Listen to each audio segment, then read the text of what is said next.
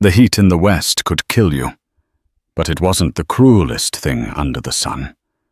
In the town of Redemption Gulch, a place that had long forgotten its name's meaning, they found new ways to measure a person's worth. For Amelia Rose Thornton, that value was tallied in gold coins and whiskey chits.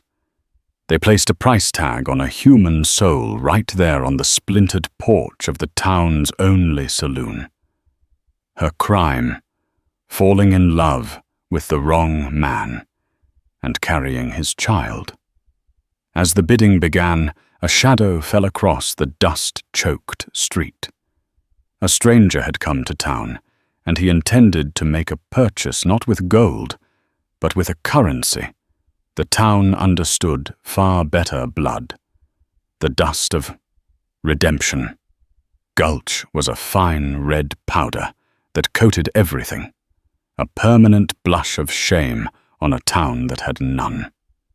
It settled on the sweat-slick brows of leering men on the warped planks of the Salty Dog Saloon, and on the pale, tear-streaked face of Amelia Rose Thornton. She stood on a makeshift auction block, 3 whiskey crates, hastily stacked, her hands bound in front of her swelling belly. The calico dress she wore, once a symbol of hopeful domesticity, was now a tattered flag of her surrender. Her story was a common brand of tragedy, the kind whispered about by women over laundry buckets and sneered at by men spitting tobacco juice.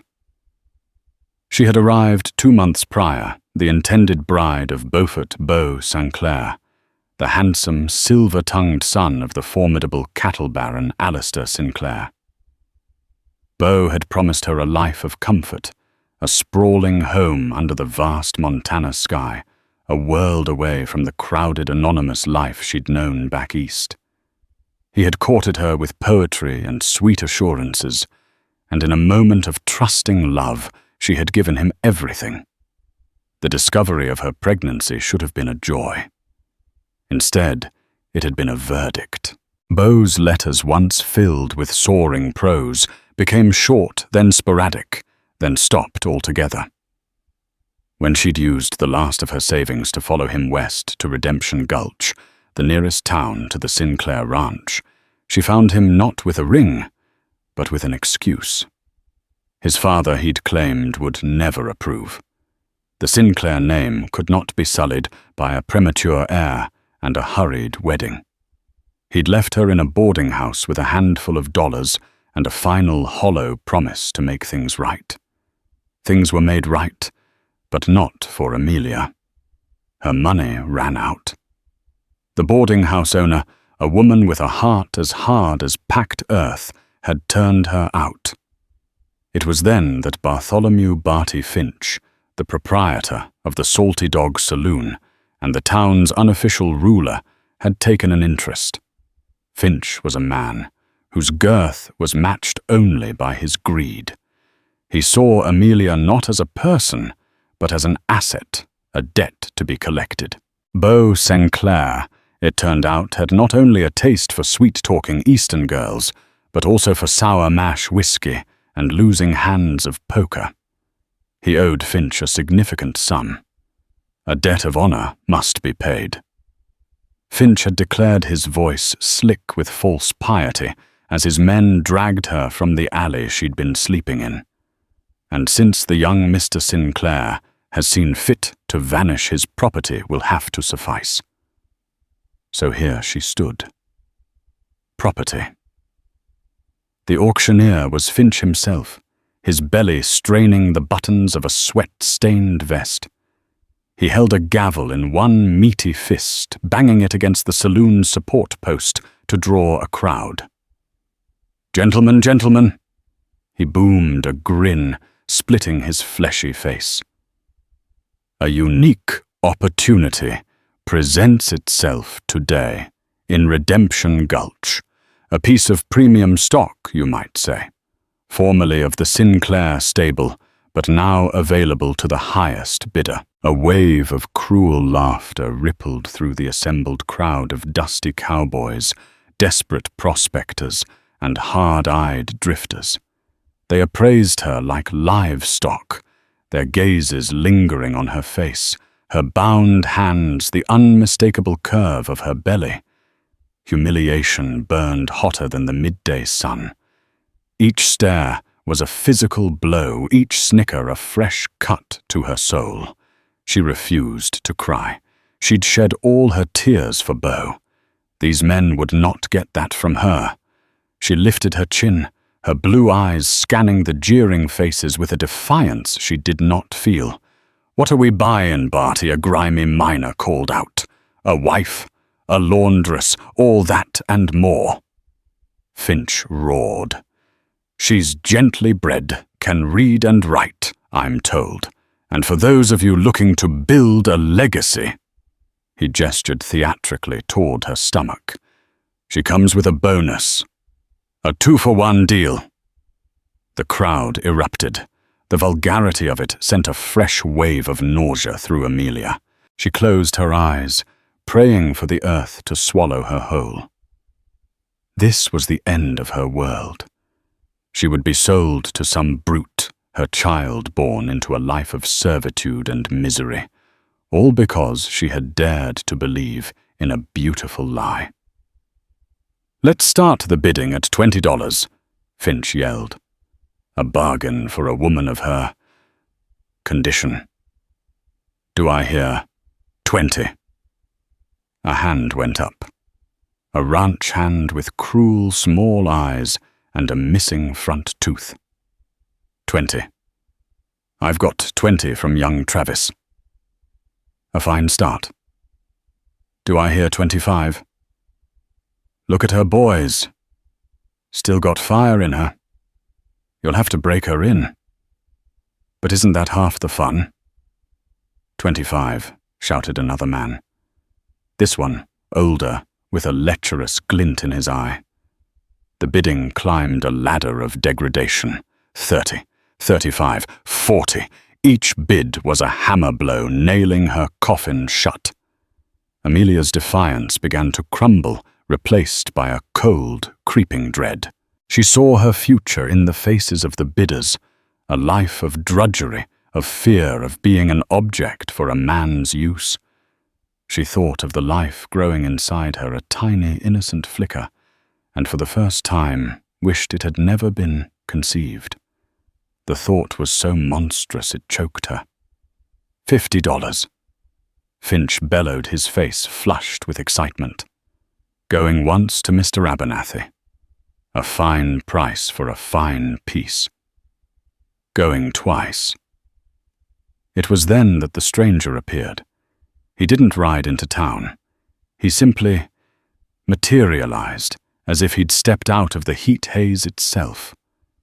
He stood at the edge of the crowd, a tall, lean silhouette against the blinding sun. He wore dark, practical clothing, coated in the same red dust as everything else. But on him it looked less like grime and more like camouflage. A low-slung gun belt with a single well-worn Colt Peacemaker rested on his hip.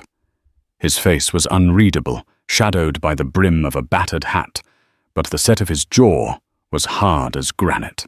The crowd, sensing a shift in the atmosphere, quieted. All eyes turned from Amelia to the newcomer. He moved with a liquid grace that was unnervingly silent, parting the sea of men, not by pushing, but by their own instinct to step aside. He walked directly to the front, stopping a few feet from the auction block. He ignored Finch completely. His gaze, a piercing cold grey, locked onto Amelia's.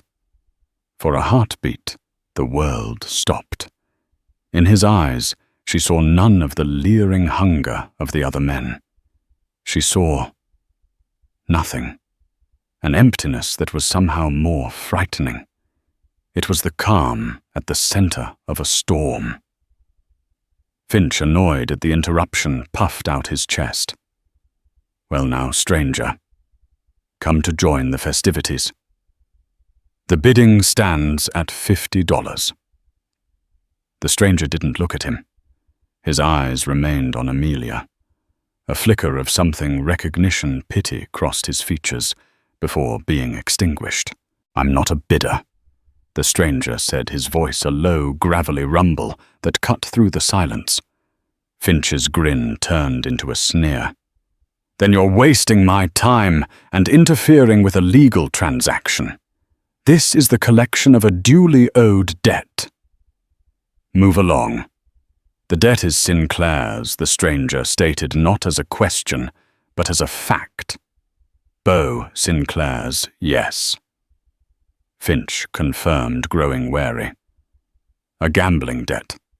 He put up his collateral. He gestured dismissively at Amelia. I'm here to settle it, the stranger said.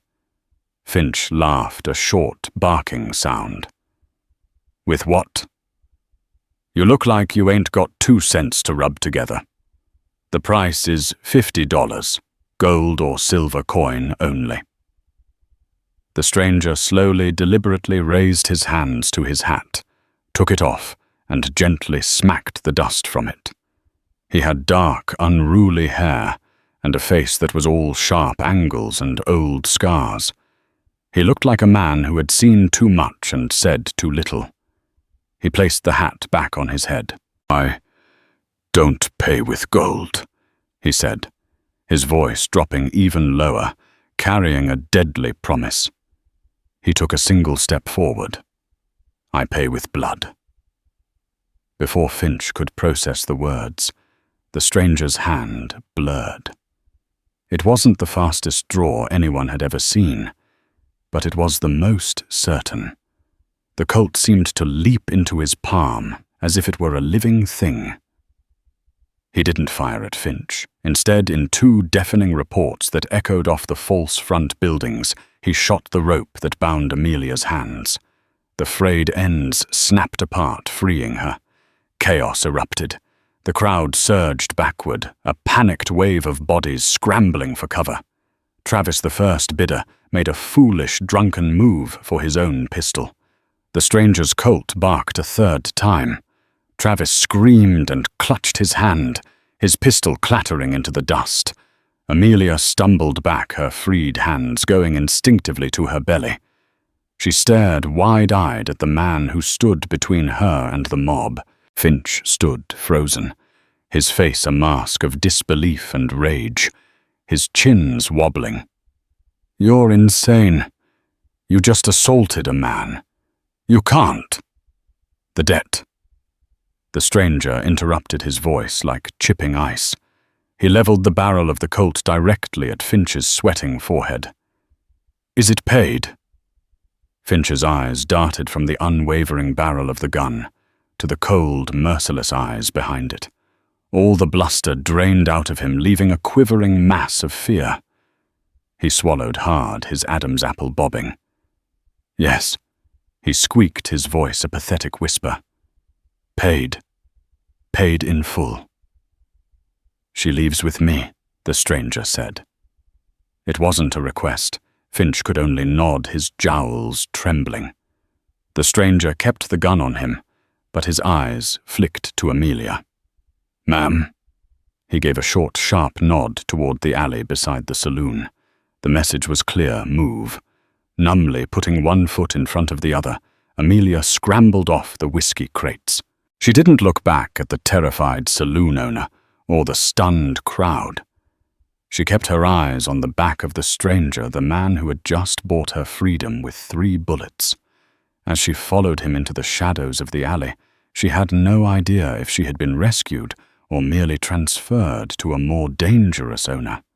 The stranger, whose name she still didn't know, led her through a labyrinth of back alleys, his long strides forcing her into a near run. He moved with a predator's certainty, his head constantly scanning rooftops and doorways. The sounds of shouting from the main street faded, replaced by the skittering of rats and the mournful creak of a wind-battered sign. He stopped at the back of the livery stable, where a single lean horse stood waiting, already saddled. It was a tough-looking Mustang, all muscle and grit, much like its owner. Without a word, he checked the cinch, his movements economical and precise. Amelia finally found her voice, though it came out as a ragged whisper. Who? Who are you? He paused, his back to her. Name's Nathaniel Corrigan. Folks call me Nate. He didn't turn around. His focus was on the horse on escape. Why did you do that? She pressed, wrapping her arms around herself. The adrenaline was wearing off, leaving a bone-deep tremor in its wake. You don't know me. Nate finally turned his grey eyes, assessing her.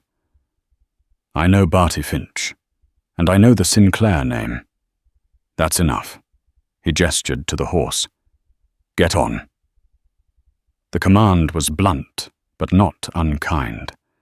It was the detached instruction of a man focused on survival. Amelia hesitated, looking at the high saddle. In her condition, mounting was a challenge. Seeing her hesitation, Nate let out a sigh that was barely audible. He stepped forward, laced his fingers together to offer her a step, and easily boosted her up onto the saddle. She settled awkwardly, sitting astride, like a man, her dress bunching up around her legs. He swung up behind her, with effortless grace, his body a solid, warm presence at her back. His arm came around her, but not in an embrace. His hand rested firmly on the saddle horn, boxing her and keeping her secure. Hold on, he ordered, and with a soft click of his tongue, urged the horse into a brisk trot. Then a canter, leaving Redemption Gulch and its fresh nightmare behind in a cloud of red dust. They rode for hours, saying nothing. The sun beat down, and the rhythmic sway of the horse was a lulling, hypnotic motion. Amelia found herself leaning back slightly against Nate's chest, drawing a strange comfort from his silent strength. He was a violent man, a killer perhaps, but his violence had been her salvation. It was a terrifying paradox. As dusk began to paint the sky, in shades of bruised purple and orange, they left the open plains and entered a region of rocky mesas and sparse, hardy pines. Nate guided the horse up a winding, barely there trail that led to a small, hidden cabin tucked against a rock face, almost invisible from below. It was little more than a one-room shack, but the chimney trickled a thin wisp of smoke, promising shelter. An old man emerged as they approached a shotgun held loosely in his wrinkled hands. He was weathered and bent with a shock of white hair and a face like a dried apple. Nate. By God, I didn't expect you back so soon. The old man rasped, his eyes widening as he saw Amelia. He lowered the shotgun. Things got complicated, Gus, Nate said, swinging down from the horse. He then reached up to help Amelia, his hands strong and steady on her waist as he lowered her to the ground. Her legs were shaky, and she leaned against the horse for a moment to steady herself. I can see that Gus said, his gaze softening as he took in her disheveled state and obvious pregnancy. Poor child. Get her inside. There's stew on the stove. The cabin was sparse but clean. A stone fireplace dominated one wall with a small cot on either side. A rough-hewn table and 2 chairs stood in the center. It was a hermit's home, a place to hide from the world. Gus, whose full name was Augustus Poe, was an old prospector who had long since given up on finding gold and settled for finding peace. He was, Amelia gathered, one of Nate's few friends. Gus bustled about, fetching a bowl of hearty venison stew and a cup of water for Amelia. She ate ravenously, the first real food she'd had in days. Nate, meanwhile, unsaddled his horse and rubbed it down with practiced care, his movements speaking of a deep, quiet bond with the animal. When he finally came inside, he took the other bowl of stew and sat at the table, his posture still radiating a coiled tension. The silence stretched, broken only by the crackle of the fire. It was Amelia who broke it. You said you knew the Sinclair name. Nate looked up from his stew, his eyes hooded. I do. And that's why you helped me." He didn't answer directly. Instead, he asked a question of his own. "What did Beau Sinclair promise you?" The question was a key, unlocking the dam of her pain and humiliation. The story spilled out of her: the courtship in Philadelphia, the sweet letters, the promises of a future, the journey west, the cold rejection, the final crushing abandonment. She told it all, her voice gaining strength as she spoke, anger beginning to burn away the shame. Gus listened with a pained expression, occasionally shaking his head and muttering, "Damn that Alistair Sinclair. Damn his whole bloodline." When she finished, her cheeks were wet with tears she hadn't realized she'd shed. Nate had listened without interruption, his gaze fixed on the flickering flames of the fire. "Beau is a coward," Nate said, his voice flat. "But the poison comes from the root. Alistair Sinclair, his father. He owns the valley, the politicians, the law. He believes his family is royalty, and the rest of us are just dirt under his boots." "You know him?" Amelia asked. A shadow passed over Nate's face, so dark and profound it seemed to chill the room. "I used to work for a man named Patrick O'Malley. He had a small ranch, good water, healthy stock. It bordered Sinclair's land. Sinclair wanted his water. He tried to buy it. O'Malley wouldn't sell. He'd built that place with his own hands." Nate paused, his knuckles white, where he gripped his empty bowl. Sinclair's men started cutting fences, spooking his herd. Then one night, the barn was set on fire. O'Malley, his wife. They didn't make it out. The sheriff, bought and paid for by Sinclair, called it a tragic accident. A stray lantern. And you, Amelia, whispered, her heart aching for this story. For this man. I was 17. They'd sent me to town for supplies. When I got back, there was nothing left but smoke and ghosts. I saw Alistair Sinclair the next day. He rode past, looked at the ashes and smiled. That's when I learned what a Sinclair's promise is worth. The silence that followed was heavy with shared grief, a bond forged in the crucible of a common enemy. Amelia now understood. Nate hadn't just saved a woman. He had struck a blow, however small, against the man who had destroyed his world. Her plight was a reflection of his own past. "Finch won't let this go," Nate said, his voice pulling them back to the present danger. He was humiliated. He'll send men. Not lawmen, but thugs. Bounty hunters. We can't stay here long. It's not safe for Gus. Where will we go? The question was full of a terrifying uncertainty. She had no one, nothing. She was entirely dependent on this scarred, silent man. "There's a place," Nate said, standing and walking to the small, grimy window to peer out into the darkness. North, through the Badlands, a small town called Haven. The law there is run by a man who can't be bought. But it's a hard journey, especially for—" He trailed off, glancing at her. A woman in my condition, she finished for him, a spark of her old fire returning. "I am stronger than I look, Mr. Corrigan." For the first time, the corner of his mouth twitched the ghost of a smile. "I'm counting on it, Miss Thornton. Get some rest. We leave at first light." As Amelia lay on the cot, the rough blanket pulled up to her chin, she listened to the sounds of the two men murmuring by the fire. She heard Nate give Gus a small pouch of coins, telling him to lay low for a few weeks.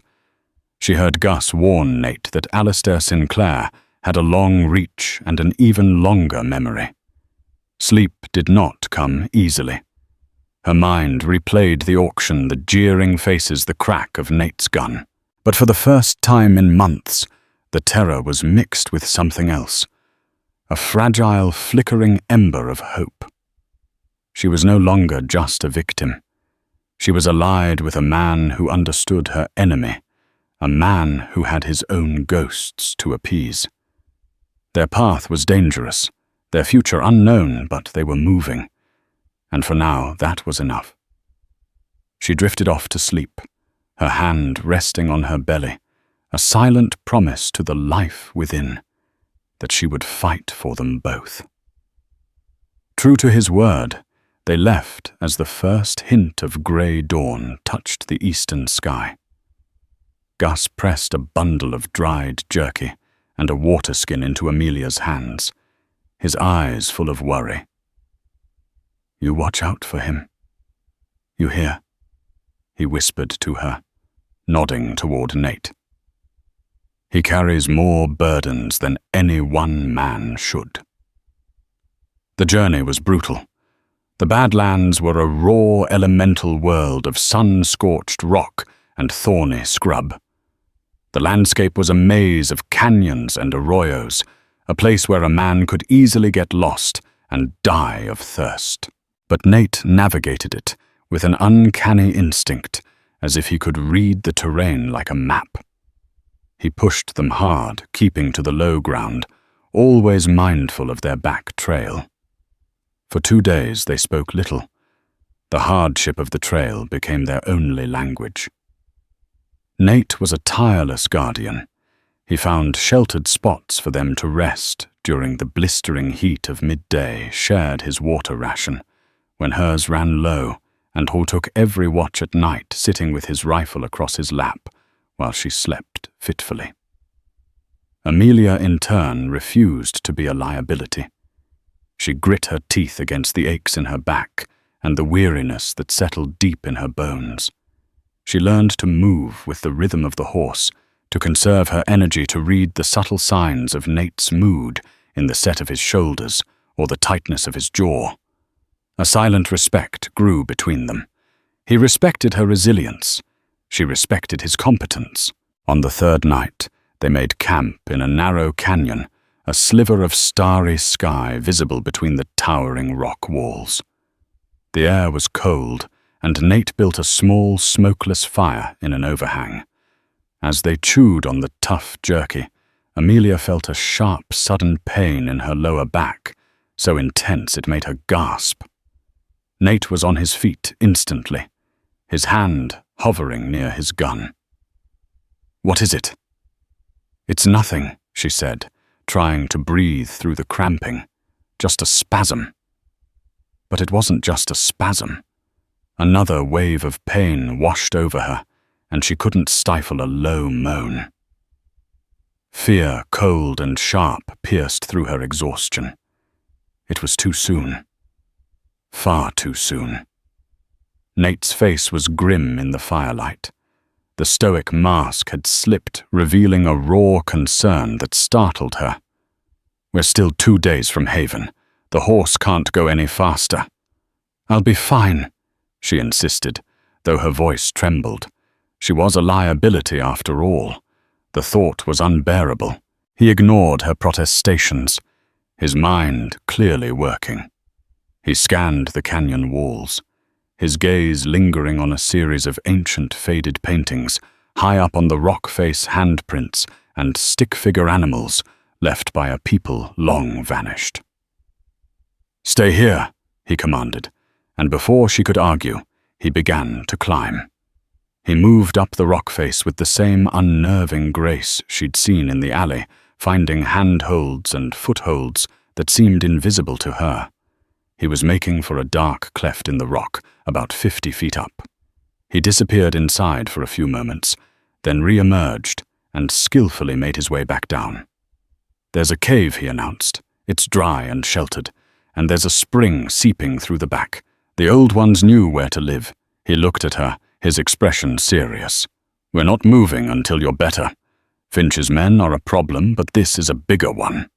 The thought of being a burden was mortifying, but the pain was real and terrifying. She allowed him to help her, his arm a steady support, as they made the slow, arduous trek up to the cave.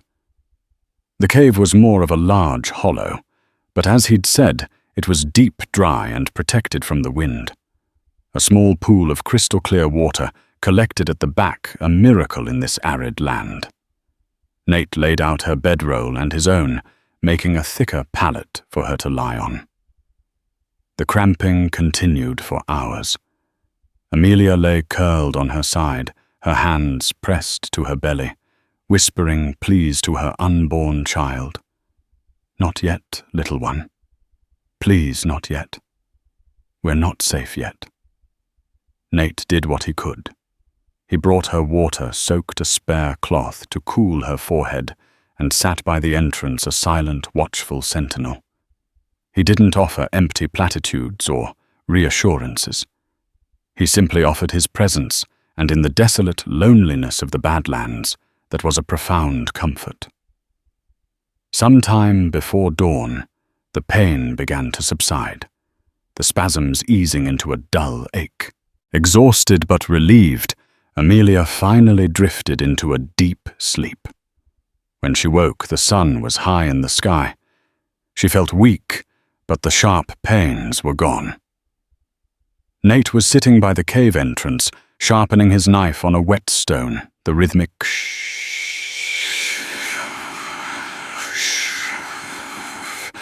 a strangely calming sound. He had snared 2 rabbits which were already skinned and ready for the fire. "You feel better?" he asked, not looking up from his task. "Yes." "Thank you," she said, her voice soft.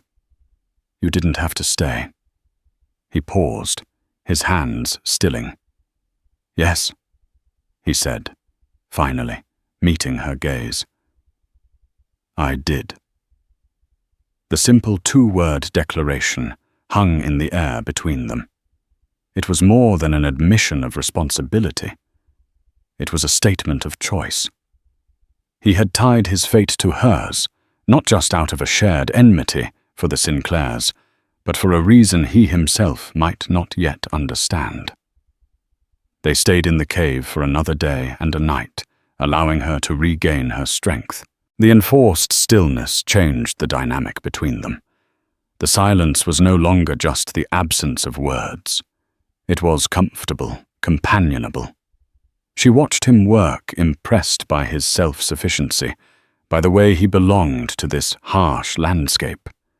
He in turn would watch her as she sat by the pool staring at her reflection, her expression a mixture of fear and determination. That evening, as they cooked the rabbit over a small fire, she found the courage to ask the question that had been hovering at the edge of her thoughts. "Your friend Gus," she began. "He said to damn the whole Sinclair bloodline. He meant more than just Alistair and Beau, didn't he?" Nate prodded the fire with a stick. "The Sinclairs have been poisoning this part of the country for 20 years. Alistair has a brother, a man named Sterling Sinclair. He's a different kind of snake. Not a cattle baron, but a money man. He runs a bank in Helena, forecloses on ranchers who can't make their payments often because Alistair's men have made sure they can't. They work together, one breaking the body, the other breaking the spirit." He looked up, his eyes hard as flint. "And they have a sister, Genevieve. She married a federal judge, Lawrence Reed, a man who ensures any legal troubles the Sinclairs encounter simply disappear. They're not just a family. They're an empire built on bone and heartbreak." The scope of it was staggering. Amelia had thought her problem was a cowardly fiancé and a greedy saloon owner.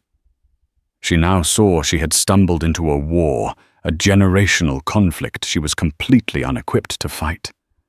"How can you stand against all that?" she asked, her voice barely a whisper. "You're just one man. I'm not trying to tear down an empire," Nate said, his voice low and intense. "I'm just looking for one man. Alistair. I want him to look me in the eye and admit what he did to the O'Malleys. That's the debt I'm here to collect. His quest was so personal, so focused. It wasn't about grand justice. It was about a specific gaping wound in his past that had never healed. She saw then that his scars weren't just on his face. He was a man hollowed out by grief, and vengeance was the only thing he'd used to fill the void. "What happens after?" she asked softly. He looked at her, and for a moment he seemed lost. The question seemed to hang in the air, one he had never dared to ask himself. After he repeated, as if the word were a foreign concept, "I don't know. I've never thought that far." In that moment of stark honesty, Amelia's heart went out to him completely. He had saved her life, but he had no plan for his own. She who had lost everything suddenly felt a fierce protective urge for this broken man. "Well," she said, her voice gaining a strength she hadn't known she possessed. "Maybe it's time you did. You can't live in the past forever, Nate. Sooner or later you have to build a future." He stared at her, a strange light dawning in his grey eyes. He saw not a helpless victim, but a woman of incredible fortitude, a woman who, despite having every reason to despair, was talking about the future. Their journey had started as an escape. Now, sitting in that ancient cave, surrounded by the echoes of a lost people, it felt like the beginning of something else entirely. They were two broken souls adrift in a hostile world, but for the first time, they weren't entirely alone. They reached the outskirts of Haven 2 days later. It was nothing like the raw, opportunistic squalor of Redemption Gulch. Haven was a small, orderly town, nestled in a green, watered valley, a pocket of civilization carved out of the wilderness. The streets were wide, the buildings had fresh coats of paint, and there was a church with a real steeple. More importantly, there was an air of peace, a distinct lack of men wearing their guns with the casual menace Amelia had grown used to. Nate led them not to the hotel, but to a small, neat house on the edge of town, where a doctor's shingle hung by the front door, Dr. Elias Vance. An older man with kind, intelligent eyes and a neatly trimmed grey beard answered their knock. His gaze took in the entire situation in a single, practiced sweep. Nate's wary posture, Amelia's exhaustion, the dust of a long trail on them both. Nathaniel the doctor said, a tone of relieved surprise in his voice. "I'd heard you were stirring up hornets over in the Western Territories. It seems the rumors were true." He stepped aside. "Bring the lady in. She looks like she could use a soft bed more than a hard saddle." Dr. Vance's wife, a warm, matronly woman named Martha, immediately took charge of Amelia. She clucked with sympathy upon hearing a heavily edited version of their story, that Amelia was a widow whose husband's family had cast her out and led her to a quiet, sunlit guest room. For the first time in what felt like a lifetime, Amelia sank into a real mattress under a clean-smelling quilt and let the bone-deep exhaustion claim her. While she rested, Nate spoke with the doctor in his study, the room smelling of antiseptic and old books. "Alistair Sinclair's doing, I presume?" Elias Vance asked, pouring 2 small glasses of brandy. Nate nodded, taking the glass. "His son Beau is the one who abandoned her, but the rot starts at the top. Finch in Redemption. Gulch tried to auction her off to pay the boy's gambling debts." Elias sighed, shaking his head. "The Sinclair shadow grows longer every year. I fear for what this country is becoming, Nathaniel. Men like him, with their greed and their power, they choke the life out of everything. What is your plan?" "Let her rest. Get her strength back. Then I'm going after Alistair." The doctor looked at him over the rim of his glasses. "You mean you're going to get yourself killed? You know the Sinclair Ranch is a fortress. He has 24 men on his payroll, all of them hard cases. You can't ride in there alone." "I'm not asking for help," Nate said, his voice hard. "I know you're not," Elias said patiently. "You never do. But this is different. You're not just a lone man seeking vengeance anymore. You have her to think about.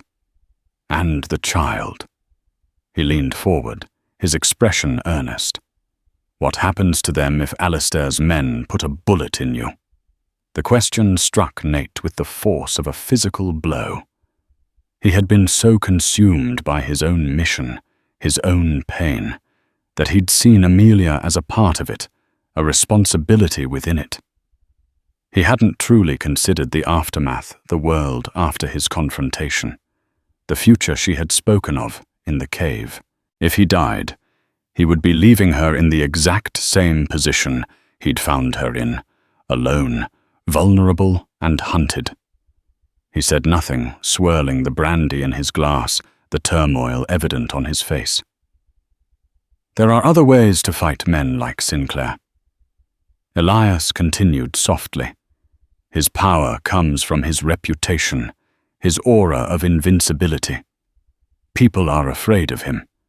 If that fear could be chipped away, if his crimes were brought into the light, he's just a man. A rich, cruel man, but a man nonetheless." "The law is his," Nate countered bitterly. "His brother-in-law is Judge Reed. Federal law, yes. But local sentiment is a powerful thing.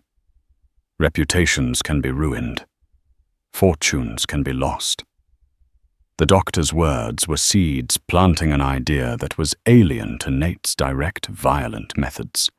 It was a strategy of patience and cunning, not of bullets. Over the next week, Haven was true to its name. Amelia slowly recovered her strength under Martha Vance's gentle care. She ate proper meals, slept in a safe bed, and for the first time allowed herself to think about the baby, with hope instead of fear. She and Martha would sit on the porch in the afternoons, mending clothes, and the simple domesticity of it was a balm to her wounded spirit. She saw little of Nate. He was restless, a caged wolf. He spent his days at the edge of town practicing with his Colt, the rapid series of gunshots, a constant reminder of the violence that still clung to him.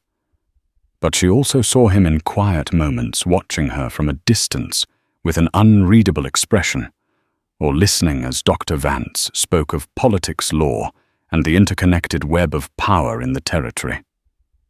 Something was changing in him. The hard certainty of his vengeance was being tempered by something else, doubt, or perhaps a dawning sense of a future beyond it. One evening, a rider came into town, a Pony Express agent with news from the east. He brought word that threw their fragile peace into chaos. A notice had been posted by the Sinclair Cattle Company, distributed in every town and settlement for 500 miles.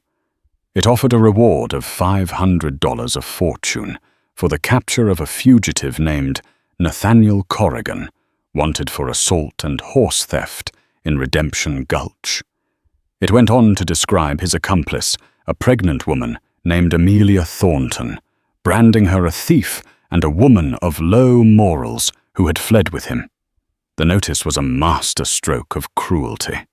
Alistair Sinclair hadn't just made them outlaws, he had poisoned the well of public opinion against them. He'd turned Amelia's name to mud, ensuring no decent person would help her. Dr. Vance read the notice with a grim face. "He's boxing you in, making it so there's nowhere for you to run." Nate's hands clenched into fists. His first instinct, the one he had honed for years, screamed at him to ride out, to end it, to meet the violence with more violence. It was a suicide mission, and he knew it. But the thought of Amelia being branded a common criminal of her name, being dragged through the dirt, ignited a protective fury in him that was far more potent than his old need for revenge. He looked at Amelia. She stood by the window, her face pale, but her expression resolute. She wasn't crying.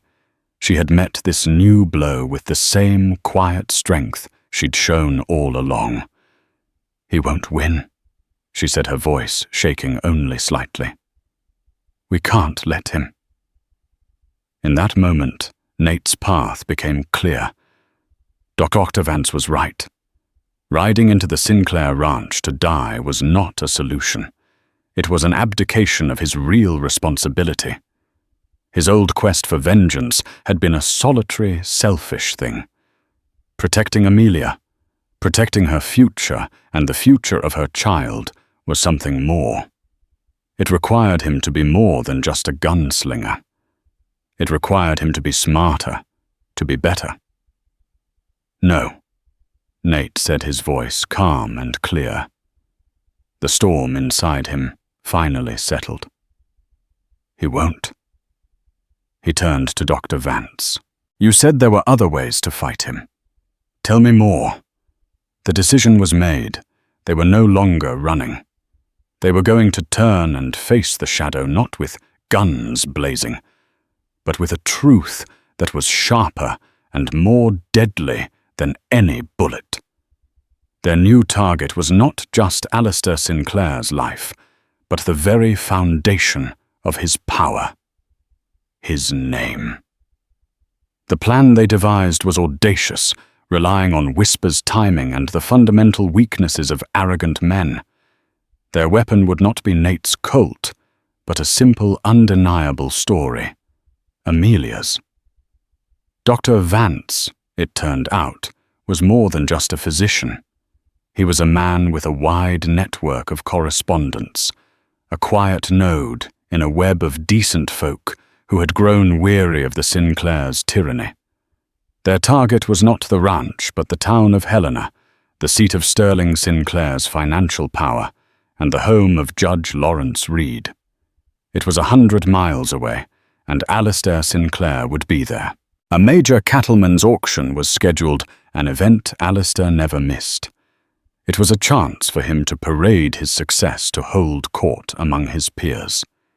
He would be at his most confident, his most exposed. The journey was tense. They traveled not as fugitives, but as a respectable couple taking the main roads. Nate had shaved, and Dr. Vance had provided him with a decent suit.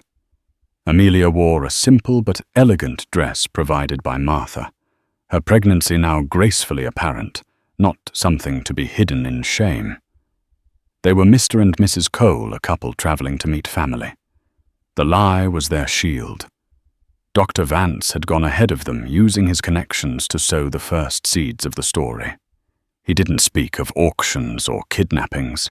He spoke of tragedy, of a heartbroken young woman from a good family back east, cruelly abandoned by the heir to a great fortune. He painted a picture of Beau Sinclair's caddish behavior, a story that was all too believable. The whispers started quiet and insidious, spreading through the drawing rooms and back offices of Helena. When Nate and Amelia arrived, the city was already humming with the rumor. They checked into the finest hotel, the one where Alistair Sinclair always kept a suite. It was a bold, dangerous move, placing them directly in the lion's den. The confrontation came sooner than they expected. As they crossed the grand gilded lobby, they came face to face with Beau Sinclair. He was exquisitely dressed, a flower in his lapel, but his face went slack with shock, all color draining from it. His eyes darted from Amelia's serene face and swollen belly to the tall, imposing man at her side. "Amelia," he stammered. What are you doing here?" Nate stepped slightly in front of her, a silent, protective barrier. Amelia, however, placed a hand on his arm and stepped forward. She would face this ghost herself. "I believe you know why I'm here, Beaufort," she said, her voice perfectly level, carrying across the suddenly quiet lobby. "You left some matters unresolved." Beau flinched as if struck. He looked around, seeing the curious, judgmental eyes of the city's elite upon him. This was not some dusty backwater town. This was his world, and she had brought her shame directly to his doorstep. "This is not the place," he hissed, grabbing her arm. Nate's hand shot out and clamped around Beau's wrist like a manacle. "Take your hand off her," Nate said, his voice dangerously low. Beau tried to pull away, but Nate's grip was unbreakable. Fear, pure and primal, flashed in Beau's eyes. "Who the hell are you?" "I'm the man who settled your debt in Redemption Gulch." Nate said, his words like chips of ice. At that moment, a booming voice cut through the tension. "What is the meaning of this?" Alistair Sinclair strode toward them. He was a bull of a man, with a thick neck, a florid face and eyes like cold blue stones. He radiated an aura of absolute power. He saw his son, his former paramour, and the stranger, and his face hardened into a mask of thunderous fury. "Father, Beau began wilting under his father's glare. Silence. Alistair snapped. He turned his full, terrifying attention on Amelia. "You shameless harlot. You dare to show your face here with this gutter trash?" He gestured dismissively at Nate. "I have a $500 bounty on your heads. Then you should pay it," Nate said, releasing Beau's wrist with a shove. "We're right here." Alistair was taken aback by the man's audacity. "You think you can challenge me? In my own city?" "This isn't about a challenge," Amelia said, her voice ringing with a newfound authority. She refused to be cowed. "It's about the truth. A truth your son was too cowardly to tell you, and you were too arrogant to see." She looked directly into Alistair's eyes. "I am carrying your grandchild, a Sinclair, and you allowed your name to be used to have me sold like cattle." A hush had fallen over the entire lobby. This was no longer a private dispute. It was a public spectacle. The whispers Dr. Vance had started had just found their thunderous voice. "Listen." Alistair roared, his face turning a shade of purple. "She is a fortune-hunting whore who consorted with a wanted criminal." "Am I a new voice?" asked. Dr. Elias Vance stepped out of the crowd, his presence calm and authoritative. "I am Dr. Vance. I have tended to Miss Thornton.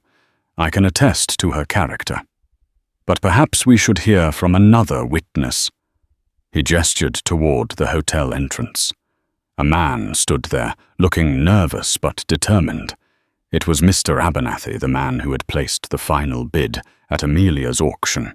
He had been tracked down by one of Dr. Tour, Vance's contacts, his conscience, and a small payment persuading him to travel to Helena. "Is it true?" "Mr. Sinclair," Dr. Vance asked, his voice projecting through the lobby, "that your son's debt to Barty Finch was settled by the public auction of this pregnant woman, an auction you implicitly sanctioned by putting a bounty on her head instead of helping her."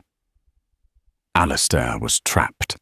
His power came from fear and reputation.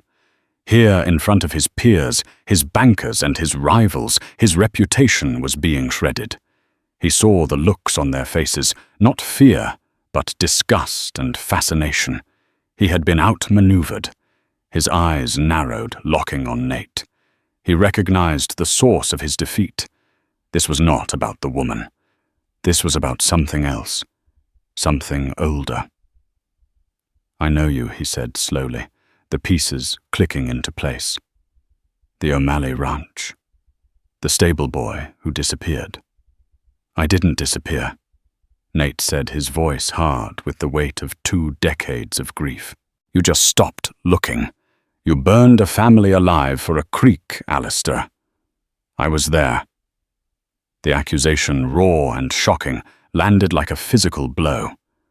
The story of the O'Malley fire had been a local tragedy, officially an accident. But many had harbored private doubts. Hearing it spoken aloud with such certainty changed everything. Alistair Sinclair, the Titan, the Kingmaker, was finally, truly exposed. Not by a bullet, but by the combined weight of his sins brought into the light by the people he had wronged. His son was a coward. His name was tied to human trafficking, and an old, dark rumor of murder now had a living witness. He did the only thing a cornered beast could do. He lunged, not at Nate, but at Amelia, the source of his public humiliation. You, he bellowed, his face contorted with rage. Nate moved like lightning, shoving Amelia behind him and meeting Alistair's charge. He didn't draw his gun. He simply stood his ground, a rock against which the wave of Sinclair's fury crashed. He caught the older man's arms, and for a long moment the 2 men stood locked in a struggle of pure will, the boy whose life was destroyed and the man who had destroyed it. It's over, Alistair, Nate said, his voice strained with effort. It's all over. The fight went out of Alistair Sinclair. He sagged, a great balloon of a man, suddenly deflated. The lobby was silent, the judgment of 100 pairs of eyes raining down on him. His empire, built on fear, had crumbled under the weight of the truth. Judge Reed would not be able to make this disappear. Sterling Sinclair's bank would feel the tremors. Beau stood weeping, a pathetic, broken figure. The reckoning had come. And it wasn't a gunfight at high noon. It was a quiet, complete annihilation in a gilded hotel lobby. In the aftermath, the Sinclair empire fractured. The official investigation into the O'Malley fire was reopened with Nate's testimony as the centerpiece. Mr. Abernathy's account of the auction in Redemption Gulch, corroborated by others who were emboldened to speak, led to a federal warrant for Barty Finch. Beau Sinclair, facing public disgrace and disowned by what was left of his family's allies, vanished, rumored to have fled to Mexico. Alistair Sinclair, broken and facing murder charges, took his own life in his hotel suite before he could be arrested. The debt, in the end, was paid in full. Nate and Amelia did not stay in Helena to watch the ruins smolder. They had no taste for it. Their justice had been won, and their shared past was finally laid to rest. They returned to Haven, to the quiet sanity of the Vances' home. A month later, Amelia gave birth to a healthy baby boy. She named him Liam. He had her blue eyes and a stubborn tuft of dark hair that reminded her with a pang of gentle irony of Nate's. Nate was there through it all. He was no longer the coiled, restless stranger. The emptiness in his eyes had been replaced by a quiet watchfulness, a deep and abiding tenderness that was reserved for Amelia and her son. The ghosts of his past had been appeased not by the act of revenge, but by the act of building something new. One clear, cool afternoon, as Amelia sat on the porch rocking, Liam Nate came and stood beside her. He had been quiet for days, and she knew a decision was weighing on him. "The O'Malley case is closed," he said. "They're calling me a hero." He said the word as if it tasted strange. "There's nothing keeping me here." Amelia's heart clenched, but she kept her voice steady. "Where will you go?"